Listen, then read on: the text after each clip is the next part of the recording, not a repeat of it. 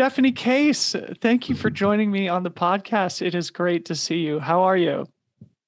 I'm doing pretty well. How are you, Don? I'm so great. I'm catching you late on a Friday evening for you. It's a Friday kind of mid-morning for me. But I guess let's start just like with where you are in the world. I know you're one of the most well-traveled people there is. So where are you broadcasting from currently? Yeah, I'm in trail runner Mecca, I think. I'm in Chamonix, France. So this is where I've set up shop. This is where my home is. And yeah, I'm not usually in a place with stable internet. So this is good for me.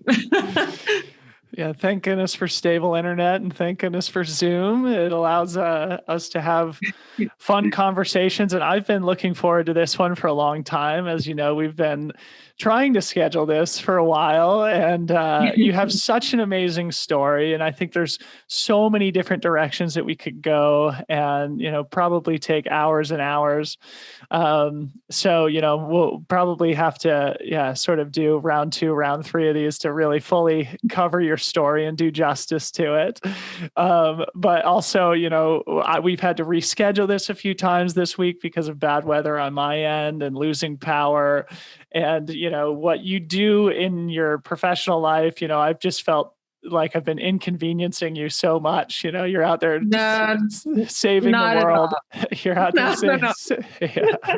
If there's one thing I've learned from the places where I worked, I mean, yeah, dealing with power outages, it's not something you normally have to deal with someone in the US, but that happens to me on a regular basis. So, oh, yeah. Okay. Yeah. Hadn't thought about that. You have experience in places that don't have as stable of a power grid as we typically do here.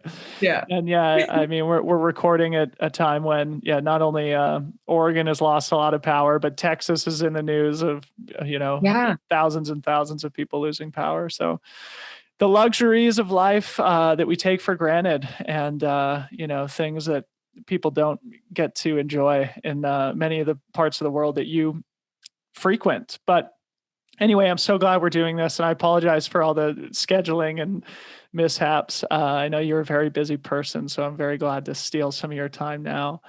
But anyway, I just want to start with, some general background stuff with you. Obviously, a lot of people know your story within the sport, but for those who don't, I think it'd be great to just start with a little background where you grew up, what your childhood was like, how you ultimately ended up in the career that you're in now, and maybe weave in your running history as well.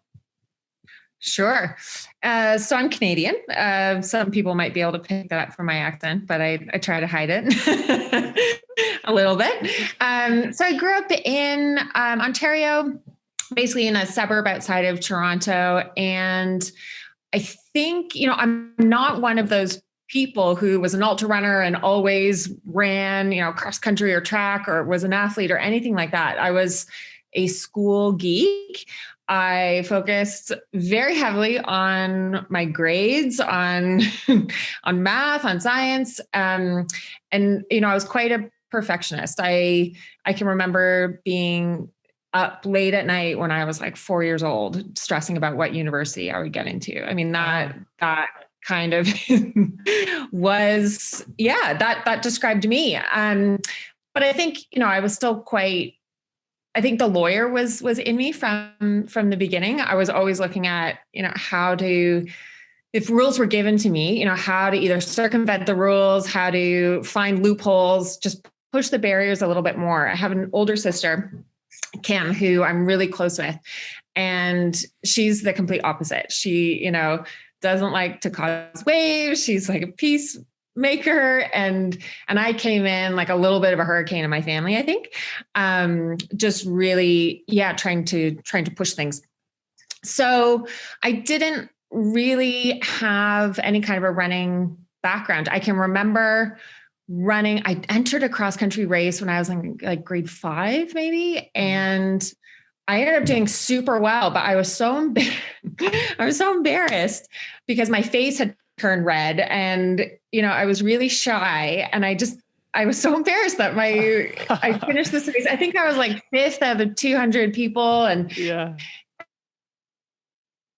And so I just never did it again. You know, I had no, other than my grades, I didn't really have that kind of confidence that you needed to be an athlete, you know, to be one of the cool kids, to be a jock, I was in the band, you know, I played the flute. Okay. I was like the school geek. I was not an athlete. So I didn't really, I didn't really kind of find the sport side of me until a little bit later, when I also found my confidence. So yeah. So well, I mean, I guess sort of pick up there though. I mean, you said you were a lawyer, you know, even when before you were actually a lawyer, and you were very focused on your academic side of your life as well.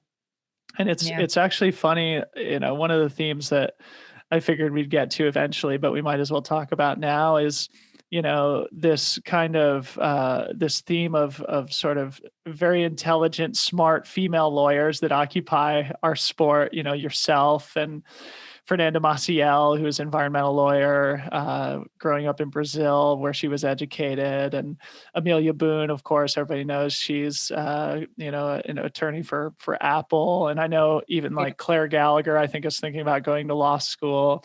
What are the no way? Well, yeah, maybe I'm not sure if I'm really allowed to divulge that. I'll text her and we can edit that out if she's not okay with it. But I talked to her on the phone a couple of weeks ago, and she said she was considering it. So anyway, sorry, Claire, if I'm speaking out of turn. But yeah, I mean, it's interesting, right? Because like there is that competitive side to being an attorney. Do you think like that sort of inspired you to eventually kind of like find your niche as a runner and find that talent and confidence that you have as a runner now? That's an interesting question, because I don't know if I would equate being a lawyer to having a competitive spirit, actually. I mean, for me, it was all about trying to get as many skills as I could, trying to get as much training as I could to learn how to argue better, how to negotiate better, how to push better for things that I thought needed to be pushed. Not necessarily for myself, but you know, now I work in human rights, and for me, becoming a lawyer was just, you know, an extra set of skills. And it's something that I bring into my everyday life. I mean, if you think about it, when you talk with your friends, when you know, are at the store trying to look at products or negotiate a deal on a new house, it's all of these skills that I draw upon with being a lawyer that now I use in my life. But perhaps the same kind of like problem solving, the same kind of problem solving nature actually applies to work and running. Because when I go out on the trails, you know, I'm not one of those people that has everything figured out. There's a set of circumstances in front of me. There's a distance, there's weather, there's a challenge in front of me, and I might not actually be able to see how I'm going to complete it, but you figure it out. There's always a way. And law is the same. You know, you've got a set of rules, and sometimes it looks like you can't do something or you're prevented from doing something, but there's always a way, and you just have to be smart enough to find your path, basically. Yeah. So interesting. And I always love to sort of explore these things when talking to people on the show, like how their professional life informs their athletic life and vice versa. And of course, you work for the UN now, and we'll go into much more detail about that.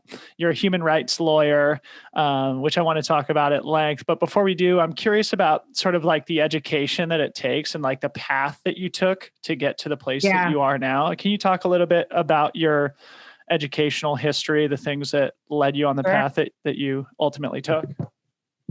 Sure. So I ended up going to university in Ontario. I studied international development and psychology as a double major.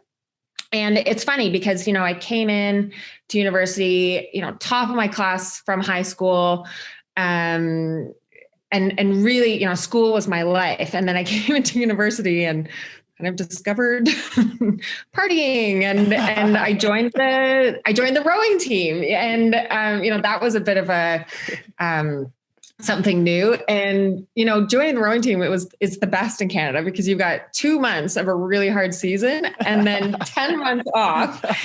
And and then you have drinking buddies for 12 months of the year. It's great. Exactly. And then you can say, finally, I was like that cool person. I was this cool athlete who was a rower. But yeah, so my grades plummeted in my first year. It was pretty terrible. I had to write letters to get my scholarship back. And, that was a bit of a turning point for me. But, I really started this is when I first started delving into international work. And I went and, did a project in Ghana in West Africa. And I knew that I wanted to continue. And so, I went into law school, and in between I spent a summer down in South America. I was working on a wildlife biodiversity research project in the Amazon jungle, which was super fun. And, living with indigenous communities and traveling around and really trying to push myself outside of my very narrow window of experience growing up in a privileged suburb in Canada.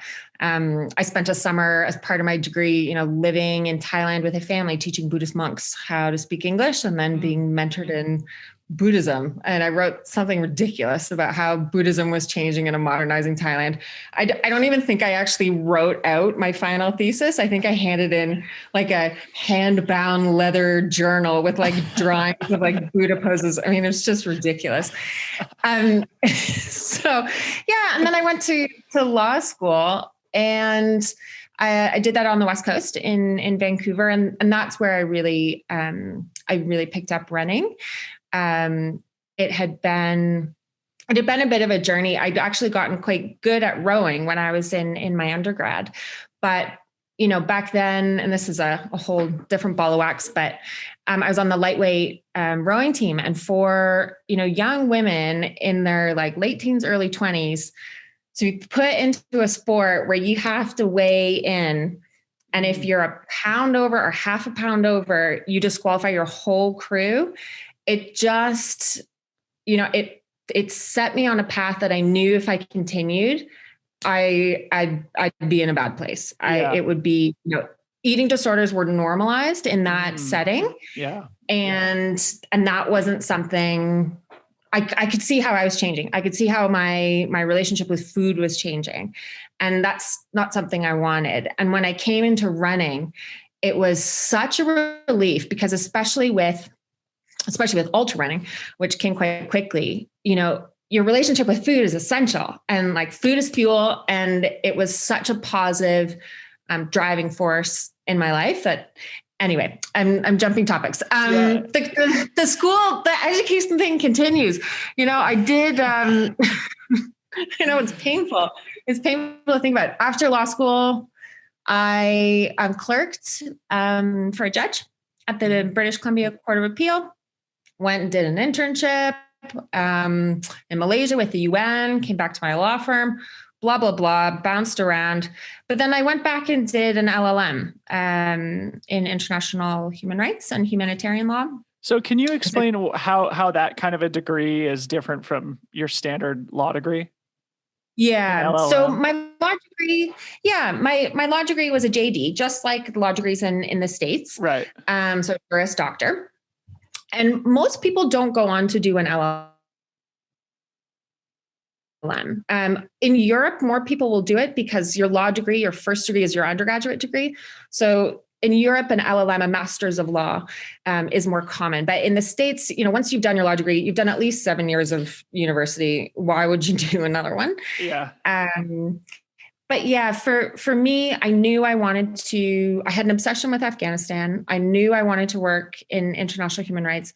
And particularly, I wanted to work in international humanitarian law, which is the law of war. So sorry to cut you off. I'm curious, like where that comes from in you, because when you're studying law or whatever, there's a million different avenues that you can pursue. Right. Yeah. And it strikes me, and correct me if I'm wrong, but some paths are certainly more lucrative than others. Some paths are a little bit more kind of more, I guess, satisfy some sentimental value or some mission driven purpose, which is kind of more the avenue that you pursued. So what was it sort of about you that made you want to go down the human rights avenue as opposed to getting some cushy corporate law job? Well, I mean, let's be clear. I did have a cushy corporate law job. Okay. I got hired after first year university in law school. Basically your future career in law is based on your first year law school exams. And I killed my first year law school exams, and then I could relax the next couple of years. So I was hired by a major law firm in New York. And I kind of, I knew that I would just have to work as a lawyer for a little bit to gain credibility before I did what I actually wanted to do. But actually it was a bit strategic because the major law firms in New York, they have these incredible pro bono programs where you can get your own asylum case. You can get your own, really interesting human rights case and lead it in court. Whereas if you went straight into, a not-for-profit, it would take at least 5 years before they gave you that kind of responsibility. So I went into mergers and acquisitions. And that's like the opposite of human rights law, probably, huh?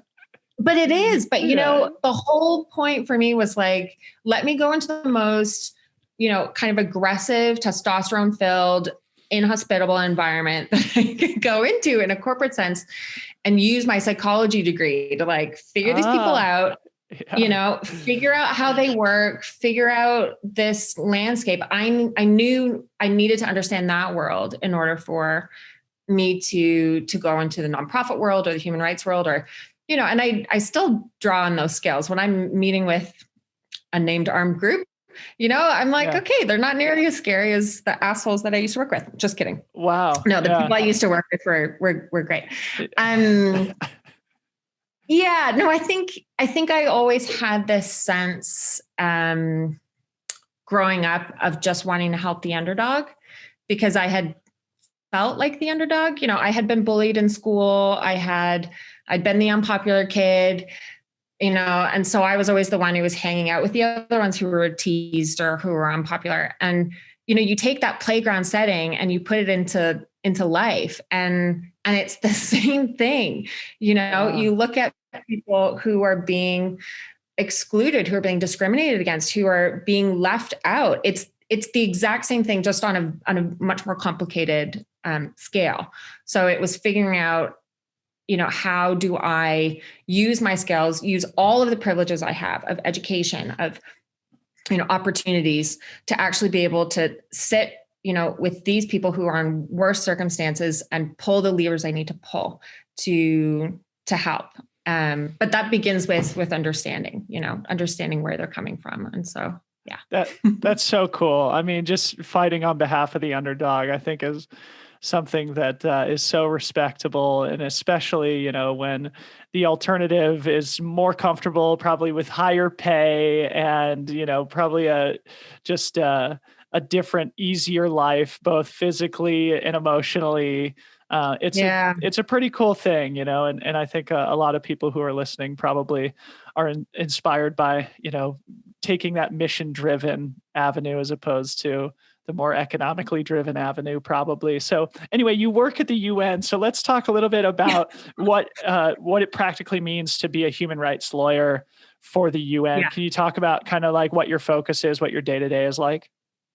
Sure. Yeah. And I say human rights lawyer because that is just easier to understand. But I work in human rights. I would say some people who work in human rights for the UN have a legal background and some don't.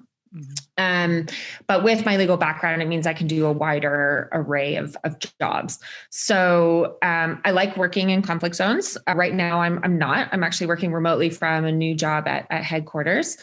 So right now, I'm actually working in the UN's Operations and Crisis Center. So it's a 24/7 shop. I kind of switch on and off duty managing the watch room. And what I'm ultimately trying to do is use human rights information better for early warning and for conflict prevention. So it's pretty interesting because I have to cover all of the conflicts and all of the brewing conflicts. But, it's one of those things where the UN system still needs to enhance the way that it views human rights information, which is often seen as being politically sensitive or a little bit more difficult to handle. But human rights is really the canary in the mine shaft. It's the information that tells us, when things are going wrong and when we need to step in and help. But in my past jobs, I've worked in a number of conflict areas. So I was in Gaza for a couple of years. I was in Afghanistan this past time around for 2.5 years. I was in South Sudan, but on the humanitarian side, on the NGO side.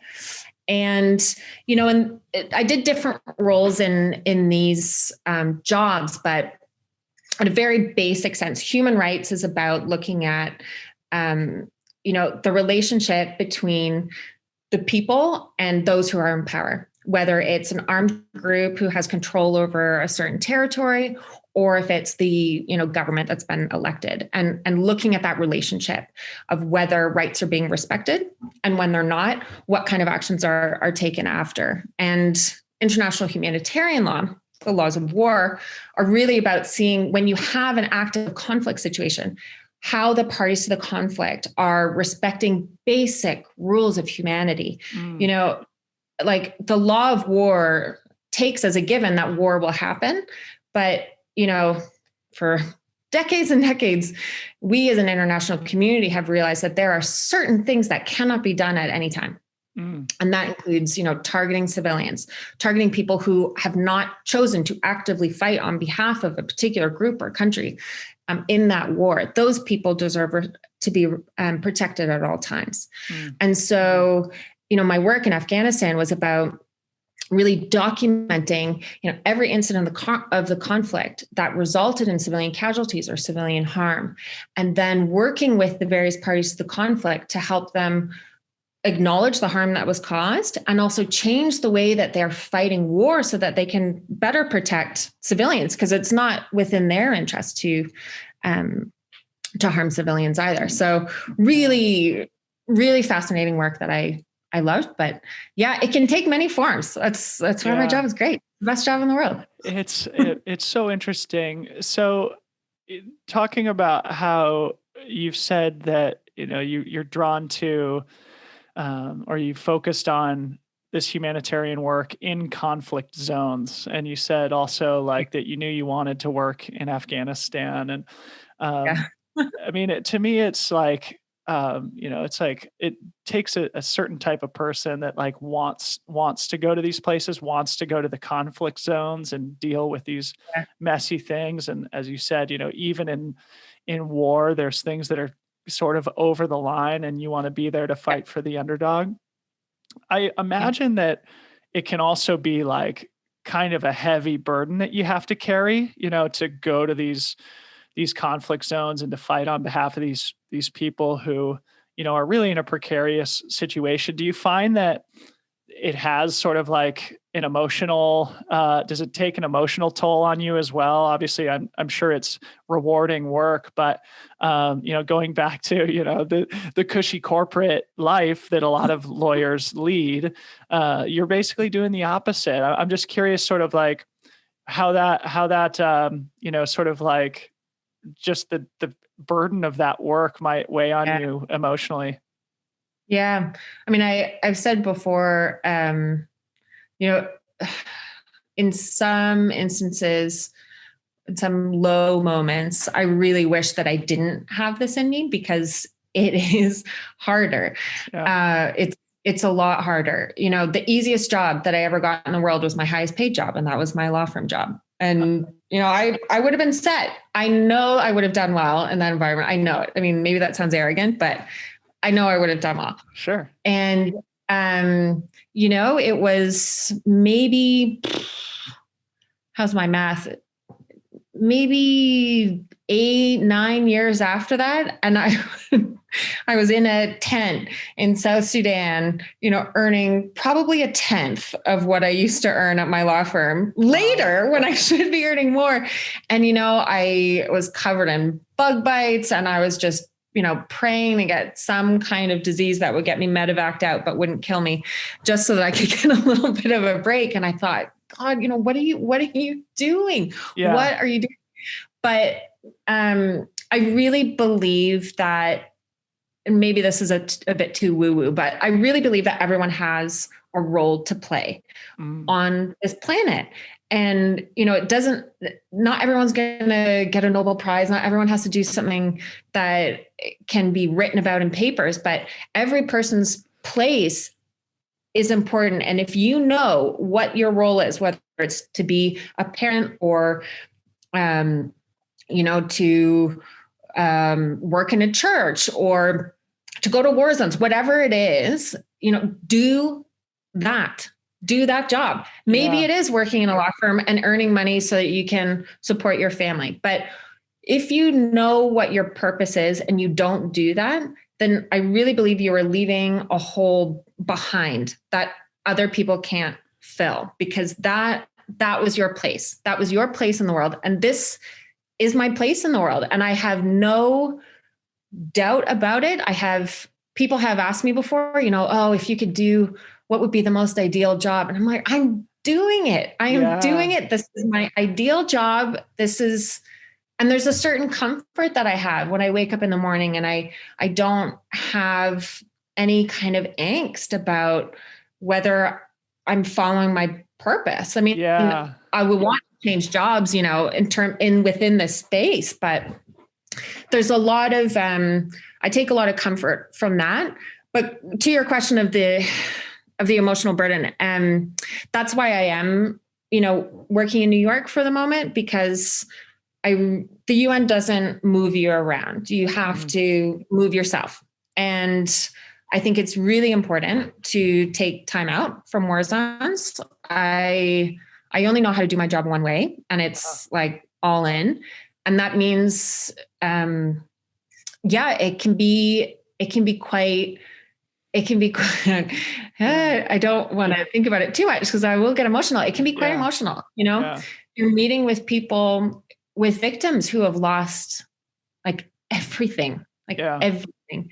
And there is no way that can't impact you. There's absolutely no way. And I think the minute that it doesn't impact me is when I've stayed too long. And so it's important to get out before that happens, when you still have functioning emotions, and you should be affected by it. But yeah, it's it can be quite heavy. Yeah. Because you have to believe that what you're doing makes a difference. And so if you're working on something and you can't get movement, even if it's impossible, even if it's, you're going up against the US government or the Taliban or someone where, little me, I'm not going to change, giant policies, but you have to believe that you can have that effect. And so it feels like a failure when you don't. Yeah. Yeah. Well, I mean, I'm so thankful that you would sort of share that. I mean, there's so many beautiful things in what you just said, and pursuing like your life's mission of what you just know that you're here to accomplish, and also, maybe have it be more of a tour of duty, right? Go into the conflict for a while and take that burden on yourself and know that you're having an incredible impact on some people who are in very precarious positions, but know that at some point you got to take care of yourself too, maybe cycle out of it and come back to it. And, but still, with the overarching mission being the same, it's really an inspiring thing. And just kind of like thinking about people who are probably as inspired as I am by your story and by hearing you talk about it. What do you think, like for somebody who's listening, who's inspired to sort of take a similar path in their life, what do you think from your experience you did really well? Or is there any advice that you would give to people who want to get into similar work? Yeah, well, first I'll say, one thing which applies to people in whatever job they're doing, because I've got a lot of friends who, are in banking or maybe in corporate law or in other jobs. And they've said to me before, like, oh, I just wish, I could be like you and, follow my passion, but I can't. And I'm like, okay, why can't you? Honestly, why can't you? And I know it's scary for people to shift, to change career paths. And of course, there's always like financial concerns, but I really believe that if you know what you want to do and you're not doing it, as long as, again, I do appreciate that there are financial concerns, but there are ways to make it happen. And I have never met anyone, and I challenge anyone to come up with someone. Tell me if you've met someone who said, yeah, I quit my day job, I followed my passion, and I really regret it. I should have just stayed in the 9 to 5. No one says that ever.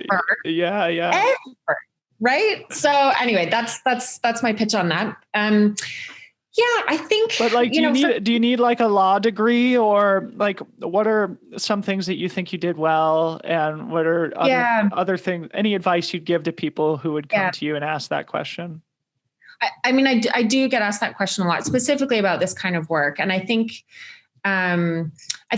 people need to know that, when you say international human rights, it sounds quite sexy, but oftentimes a lot of what I do is, sitting in front of a computer, but in a war zone. Right. The education side of things was huge for me. Also a lot of volunteering. Now, volunteering, I think, is also a privileged activity because you have to be in a certain financial position to be able to donate your time.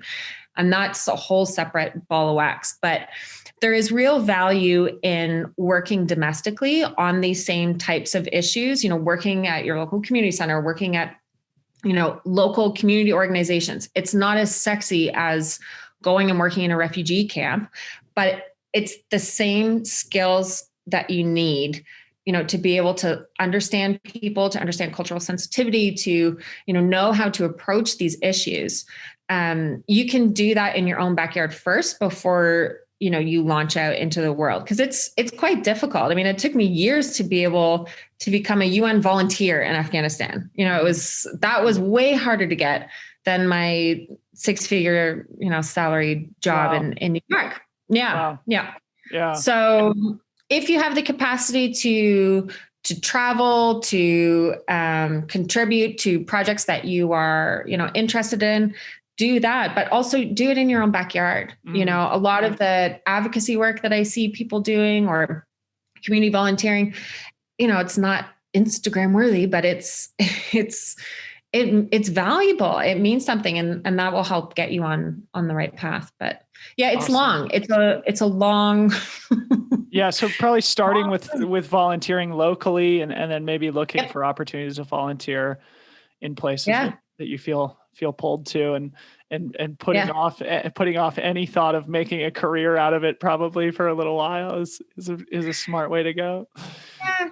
I mean, I think there's no one right path. I have always just taken the next right step. And that, I think if you just get engaged in things that you're interested in and constantly keep a lookout for something else, then that's a good way to go. Yeah. Cool.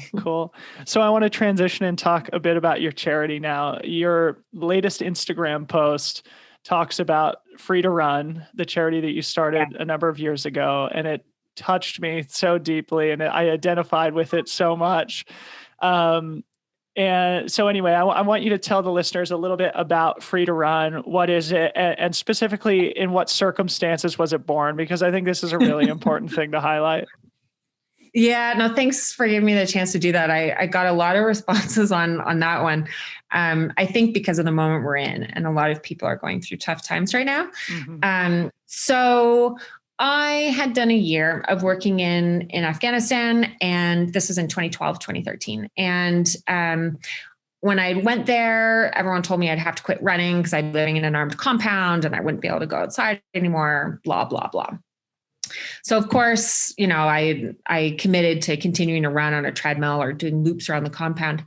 And I thought the best way that I'd be able to use my running to be able to help people in Afghanistan, and specifically women, was to just, raise money for a local women's shelter by running 3 ultramarathons. And so I did that. I raised 10 grand, and it didn't feel the way that I thought it would, because in going to visit the women at the shelter, they didn't give a shit about, sorry, I don't know if I'm allowed to swear, but they didn't give a shit about, about the money. They wanted to do the running. And, it seems like such a simple thing, but I had made so many assumptions about, maybe what they might want to do, what they might be interested in, what might be possible. The fact that they were even thinking about going and running outside in a place like Afghanistan, where, they couldn't even leave the shelter, even covered up in a burqa, without being, worried about getting killed for some of them. And so I spent the year trying to find other organizations to incorporate these ideas. Not just about women in sport, because, you might have an organization say, yeah, we do, an annual volleyball tournament with some women from Kabul inside. But the idea about actually getting, finding ways to create the opportunities for women to go safely and boldly outside. Yeah. And I couldn't get anyone to take that on. And so, this idea was percolating in the back of my head, and my life continued. I went to Kyrgyzstan to work for another organization, and it was awful. And I ended up having to bring a gender discrimination claim against my boss. I was given like 24 hours to leave the country. And then all of a sudden I found myself, unemployed, kind of felt disgraced. It was a really terrible experience where I felt like, I was asked, what kind of clothing did I wear? Did I bring this on myself, et cetera, et cetera. Oh, geez. Yeah. And then the plot thickens. I had been dating someone and moved, to Hong Kong to be with him. So suddenly I was, like a traveling spouse, but not even a spouse, with no job in Hong Kong, and just feeling completely out of my element. Yeah. And then after 13 days, he dumps me. So you just moved to Hong Kong, and the relationship disintegrates in a moment when you're already sort of in a low point. So, oh my God. I mean, I tend to be like, it was the little perfectionist kid who was always like the best at everything. And then all of a sudden I was unemployed, single. And then it was like the middle of winter and I'm moving back in with my parents in rural Canada. And I was just like, I spent like a week drinking gin and tonics. I picked up a Guinness Book of World Records, and I looked through the damn book trying to find a world record that I could break. I'm not even kidding. Really? Just so I could be like, just so you could get some momentum back. You had to just break a world record. This is, I think, so emblematic of your personality, it seems. I will tell you, one of the easiest records to break was the 4-person costume in a marathon, and also fastest marathon carrying a home appliance. So anyway, I'm just going to put that out there. I was going to run a marathon with a toaster, but anyway, so I'm in this moment setting the scene, and some very, very dear friends of mine, actually the founder of Racing the Planet, which runs stage races, and her husband, who had traveled through Afghanistan in the 60s. They brought me over to spend some time with them. And they said, look, Steph, what do you want to do? You're a capable person. Where's your passion? What do you want to do? And I said, I want to get women outside in Afghanistan hiking in the mountains. And they gave me the seed funding for that. Wow. Do they still run Racing the Planet? That series? Yeah. Oh, wow. Yeah. What are their names? Give them some credit here on the air. So Yeah. Mary Gaddams, and her husband, Alistair. So without them, this wouldn't have happened. That is so cool. Wow. Yeah.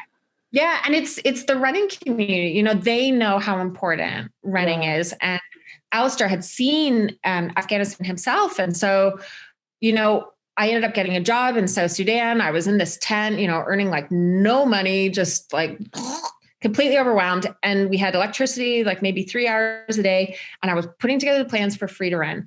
And really, the mission behind the organization is to use outdoor adventure and sport to create female leaders in areas of conflict. And it's not just about the, individual skills and empowerment and everything that we can get through sport.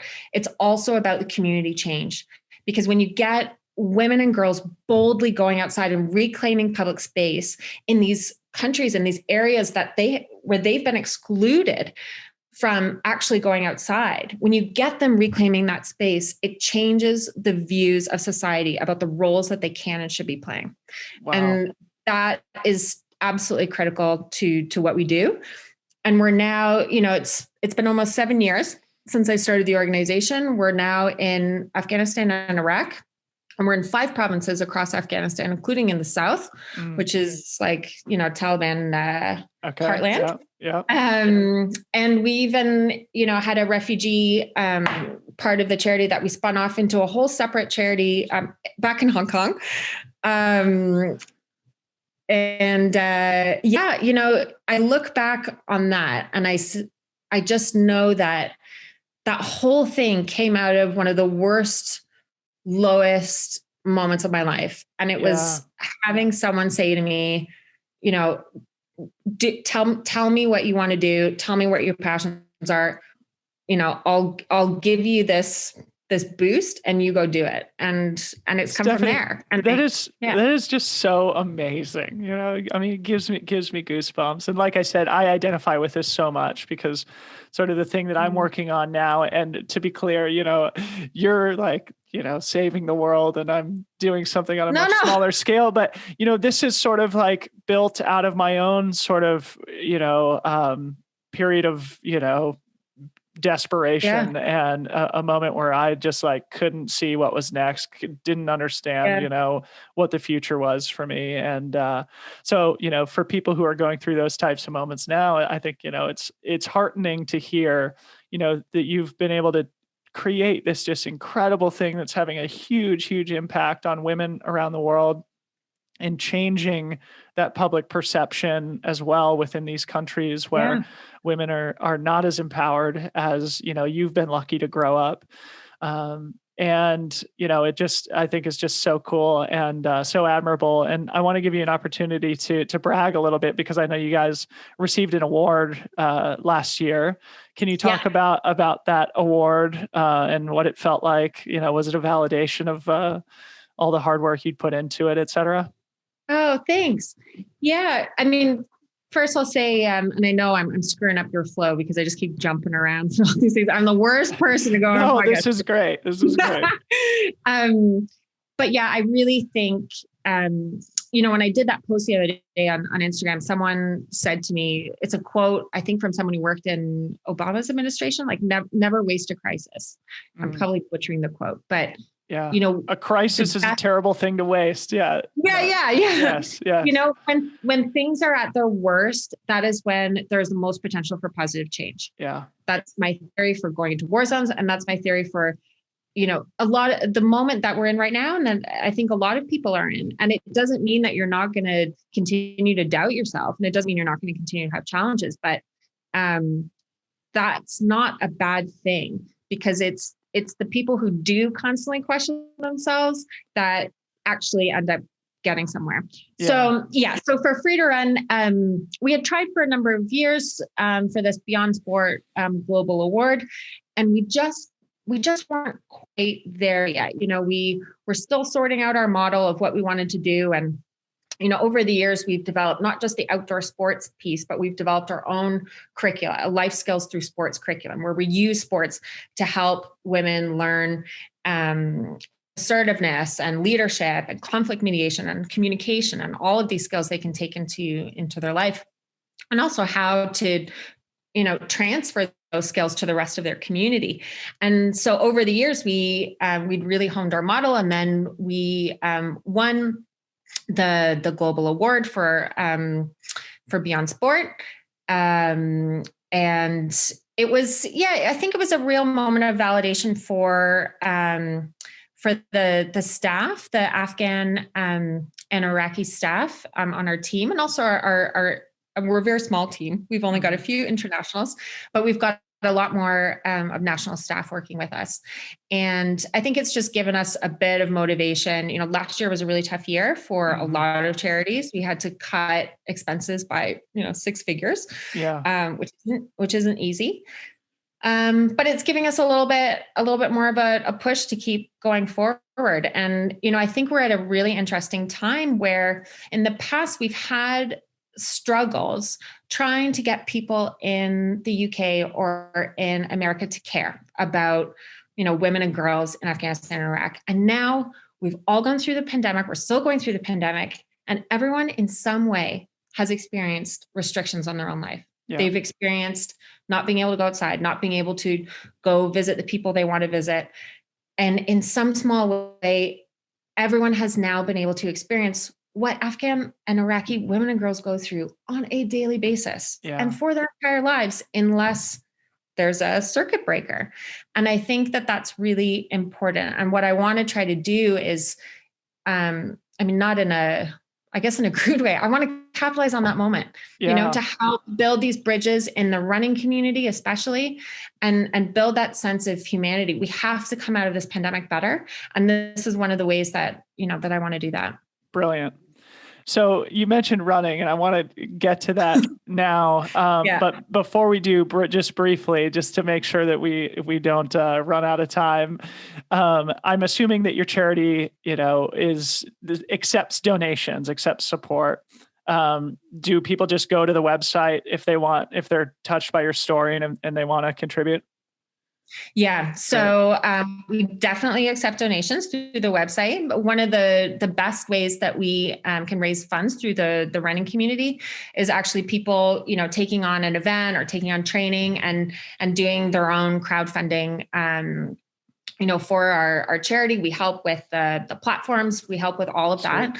And part of what I'll be doing this year is launching. We've had an ambassador program, but not really. We've had people that we've called ambassadors, but I'm really trying to structure both a very high level athlete program and an ambassador program.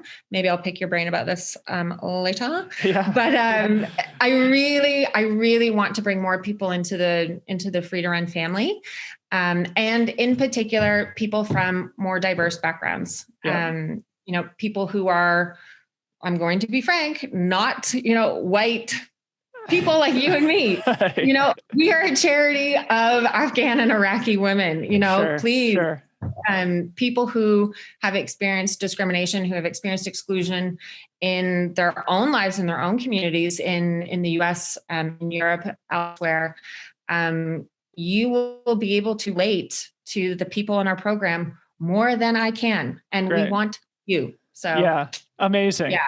So for those people that are listening, you reach out to Stephanie directly on her Instagram, yes. Or I'll put a link in the right into my DMs.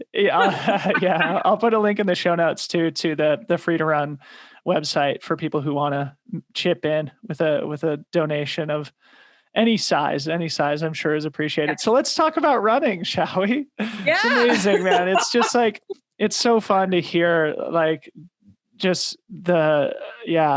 just so profoundly impressed by, what you do as a professional and as a person. And of course, we haven't even talked about your athletic life yet, which would take another 2 hours to probably do it justice. So we'll have to do a round 2 eventually. But as we go into this running subject now and talk about your athletic life a little bit more deeply, I want to touch on a blog post that you posted on January 1st, 2021, because I think it's sort of a metaphor for your running career.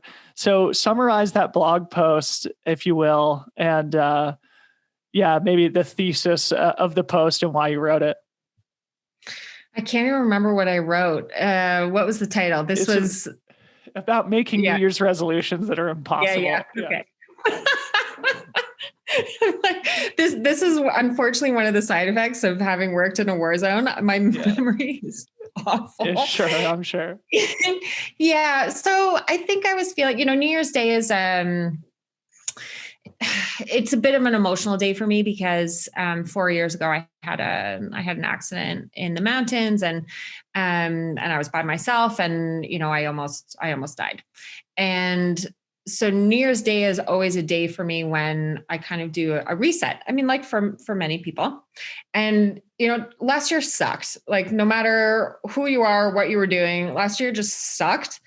And I started to see people say, oh yeah, but 2021, we're still in COVID and it's not going to get better for a long time. And the vaccines might not even come. And I was over it. I was just done. Yeah. And, I felt like we needed a moment of just idealism, positivity, optimism. Like, let's just go for it. Let's get rid of all of this crap and all of these questions and doubt and negativity. And let's just set some huge goals for this year. And we have no idea what's going to happen. We still don't know what's going to happen, but let's go for it. Sign up for the races that you don't think are going to happen. Just make those plans for, all of the things that you didn't get to do, all of the things you were deprived of. We can deal with that if it comes to it, that you have to delay them again. But it shouldn't stop you from dreaming. It shouldn't stop you from going big and going hard. And I thought that we all, just needed to do that. And so that's what I did. Yeah. So the reason I think it's a metaphor is because you tend to like go for things that are impossible, and the whole point of the post is like to set goals that, even if they aren't realistic, at least there's value in setting them, in and of itself. And I wonder, I mean, I guess, what I know most about you is that, you go for these just in the hardest of the hard races, right? You go for the Tour de France, you go for Barkley, and you've placed super high at Tour de France, 3-time finisher, I think. And 4-time finisher, 3-time You're a 4-time finisher of TDG? Yeah. I did it. That's probably puts you in really rare company. Like there's probably not many people who finished. I mean, obviously very few people have finished once, but very few people who finished multiple times, let alone 4.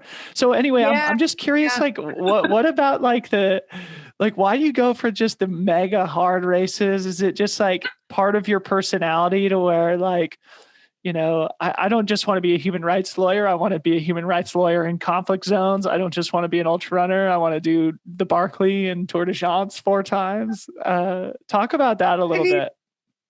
Yeah, I think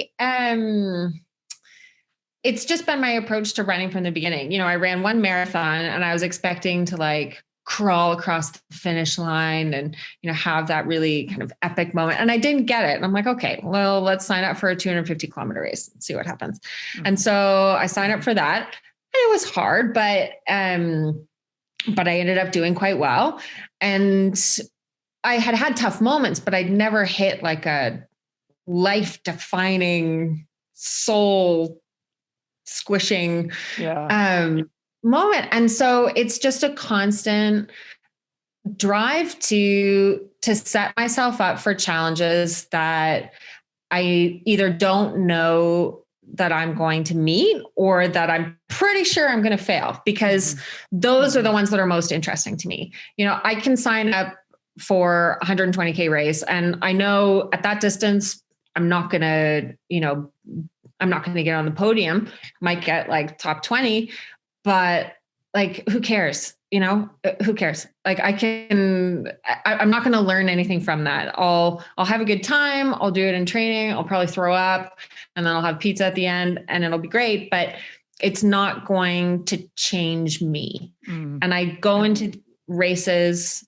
that I think will help to change me, help to change how I think about myself, how I move through the world, how I think about other relationships, how I approach my job. I mean, it's an I'm going into races with giant expectations. I want them to be life-changing. So if they're going to be life-changing, then you need to put yourself up to things that are impossible. Yeah. And the more races you do, that bar of what you think is impossible just moves a little bit further.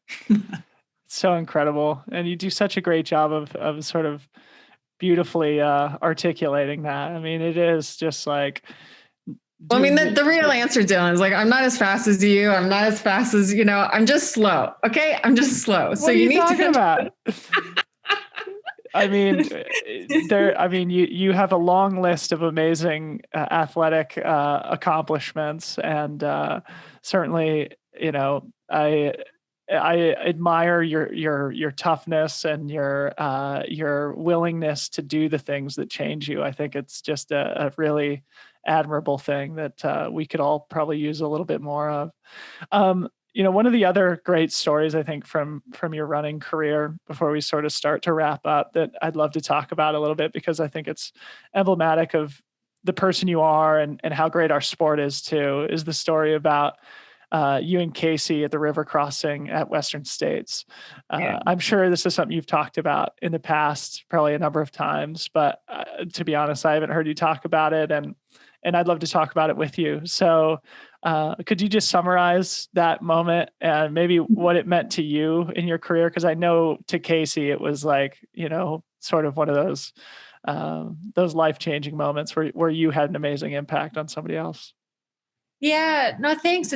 I haven't talked about it in quite a while, actually. It was a really lovely memory. I mean, I got a spot in Western States. I've been applying for years, but hadn't gotten a spot. And then I won a spot with Strava to be able to enter the race, really because of my work with Free to Run. So that was pretty cool. And then, that was the year of my accident. So January 1st, I'm in the ICU. And I remember I emailed Strava maybe like a week after. My ribs were all still broken and my liver was all mushed up. And I was like, don't worry, I'm still going to run Western States. Yeah. And they were like, dude, it's fine. Yeah. But, Casey had sent me a message when I was in the hospital, and I know a lot of people had sent me messages. I don't really remember a lot of them because I was on a lot of morphine, but I remember I had gotten a message from Casey, and I thought it was so cool. It was the, unpopular kid in me again, thinking like, wow, this really like well-known, so like accomplished runner has sent a message to me when I'm in the hospital. And I thought, yeah, it really, it seemed quite genuine. And my mom is a big fan of Casey. And so, it was just really sweet. And, you fast forward to Western States, and Casey was obviously having a tough time. She was coming in, having won the year before. Right. And I think that's one of the greatest parts of the story. So we should highlight that she was the defending Western States 100 champion when this happened. She's wearing the F1 bib. Yeah. And, I wasn't having a great race. I knew if I had a good day, like my secret goal was to get top 10, and I knew I probably could.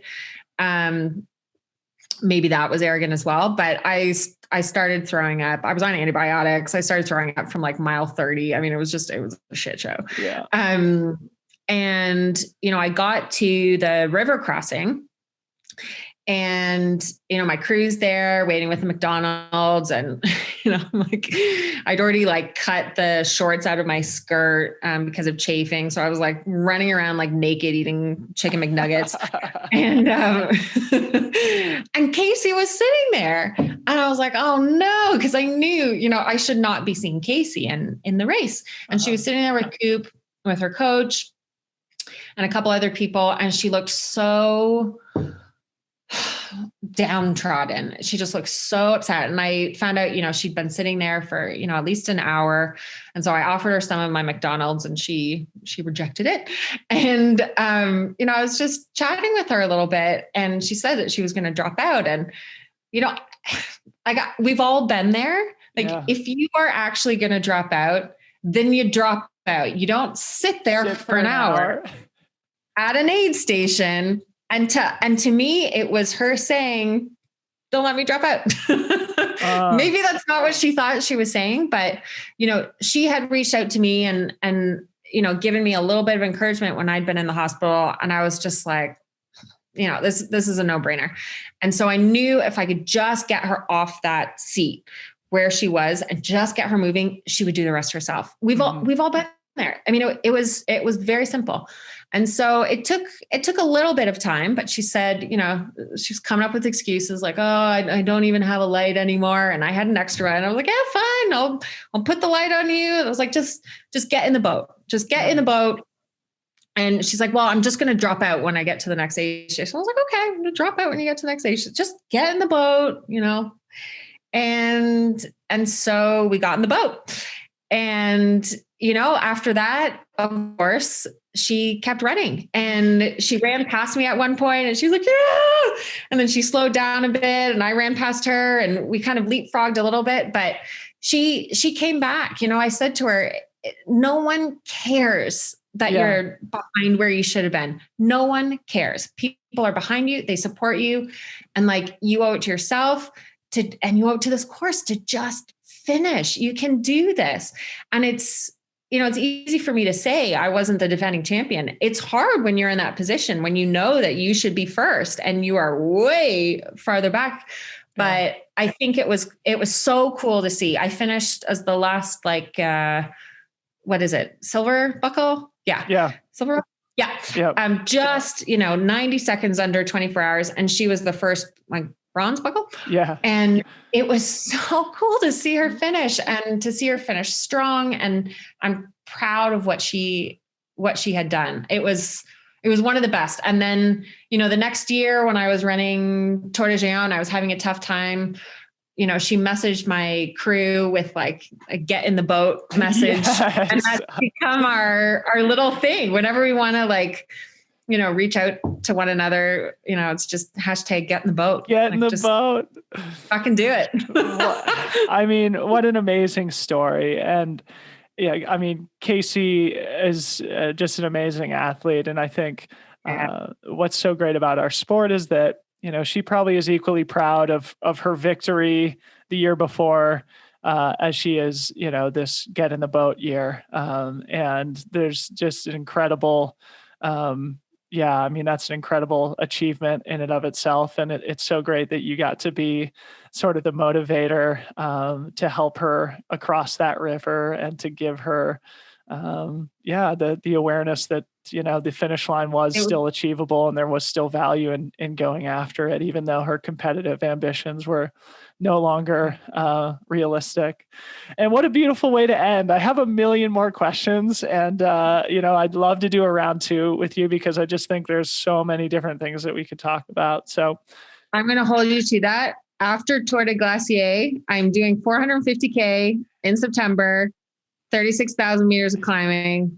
It's going to be epic. So that's the Tour de Géant on steroids, isn't it? Yep. Yeah. Yep. Okay. Yep. Okay. So it's gonna be great. let's do a post-race conversation about that, and maybe we'll talk more about the things that we didn't get to this time around. But Stephanie, this has been an absolute pleasure. It's so great to chat with you, get to know you a little bit better, and have a little human connection here through Zoom on the other side of the world. So thanks so much. Can't wait till you're back in Cham. I mean, are you coming for UTMB? I mean, I'm coming for UTMB, whether or not France allows me in. I'm going to somehow get myself. We'll work it out. Yeah, we'll work it out. We'll see you here. Well, I look forward to seeing you in person, hopefully in August. And in the meantime, take care of yourself. And thanks so much for coming on the show. No, thanks to you.